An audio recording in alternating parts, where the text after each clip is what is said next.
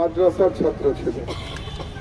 এই ফ্যাসিবাদ বিরোধী এই মহান জুলাই বিপ্লবে মাদ্রাসার ছেলেরা যে অবিস্মরণীয় ভূমিকা রেখেছে সেটা আপনারা সবাই জানেন, দেখেছেন সাংবাদিকরা। কয়েকটি জায়গায় তাদের লড়াই অবিস্মরণীয় ছিল এবং প্রায় 100 জন মাদ্রাসা ছাত্ররা শহীদ হয়েছে। কিন্তু দুর্ভাগ্যবশত আমরা মিডিয়াতে দেখেছি যে তার তুলনায় তাদের স্বীকৃতি কম। মাদ্রাসার যে এত ছেলেরা শহীদ হয়েছে, এমন বিরোচিত লড়াই করেছে ফ্যাসিস্ট হাসিনার বিরুদ্ধে, তার স্বীকৃতি আমরা খুব একটা এখন পর্যন্ত দেখতে পাই না। আজকে হয়তো আমাদের চোখ খুলবে আরাফাত শহীদ হওয়ার পরে। আরাফাতের শোক সন্তপ্ত পিতা এখানে উপস্থিত আছেন, তার বড় ভাই এখানে উপস্থিত আছে, তার একমাত্র বোন শিশু এখানে উপস্থিত আছে। আরাফাত কিশোর ছিল, সেই কিশোর মুরতাজে অর্ডার করে জিতে নিন গাড়ি, বাইক, আইফোন সহ কোটি টাকার পুরস্কার। অর্ডার করতে ভিজিট করুন murtaj.com। তার জীবন দিয়ে বাংলাদেশকে প্রকৃত স্বাধীনতা দান করে গেছে। আরাফাতের এই ঋণ শোধ হওয়ার নয়, তবু আমাদের চেষ্টা করতে হবে এই ঋণ শোধ করবার জন্য। এই ঋণ আমরা কিভাবে শোধ করবো?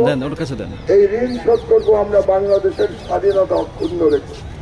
এই ঋণ শোধ করবো আমরা ভারতীয় সম্প্রসারণবাদের মোকাবেলা করে। এখন দিল্লি থেকে ষড়যন্ত্র চলছে, আপনারা জানেন।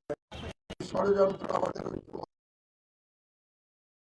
ঋণ আমরা শোধ করব থেকে আরাফাতের পরিবারের পাশে থেকে যার যতটুকু ক্ষমতা, সেই ক্ষমতা নিয়ে এই শহীদ পরিবারের পাশে আমাদেরকে থাকতে হবে।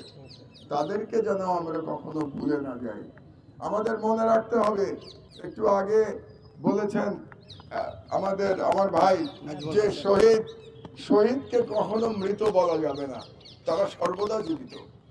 সুতরাং আমাদের মনে রাখতে হবে আরাফাত আমাদের সঙ্গেই থাকবে, কিন্তু তারপরেও আমরা তাদের স্মৃতিকে কোনোদিন অমলিন হতে দেব না ইনশাআল্লাহ। এবং আমরা জানি যে এই আলেম সমাজ সেই 2013 সাল থেকে রক্ত দিয়ে এসছে এই হাসিনার বিরুদ্ধে। শাপলা চত্বরের গণহত্যার কথা নিশ্চয়ই আমরা ভুলে যাই নাই।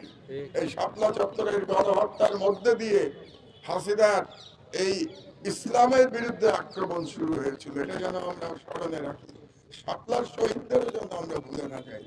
আমি সরকারের অনেক প্রভাবশালী ব্যক্তি এখানে উপস্থিত আছেন, ব্যবস্থা করতে হবে, সরকারকে অবশ্যই পুনর্বাসনের ব্যবস্থা করতে হবে। আর সবচেয়ে বড় কথা যেটা, এই সরকার যেন বাংলাদেশকে এমন ভাবে পরিচালনা করে যাতে করে আর কোন ফ্যাসিবাদী ব্যবস্থা এই দেশে আর উত্থান লাভ না করে। কাজে সরকারের দায়িত্ব, এই সরকার অনেকগুলো সংস্কার হাতে নিয়েছে, এই সংস্কারগুলো যুক্তিসঙ্গত সময়ের মধ্যে সমাপ্ত করে তাদেরকে যেতে হবে। এই সংস্কারগুলো যদি তারা সমাপ্ত করতে না পারে, তাহলে এটা শহীদের রক্তের প্রতি তাদের ঋণ শোধ করা হলো না।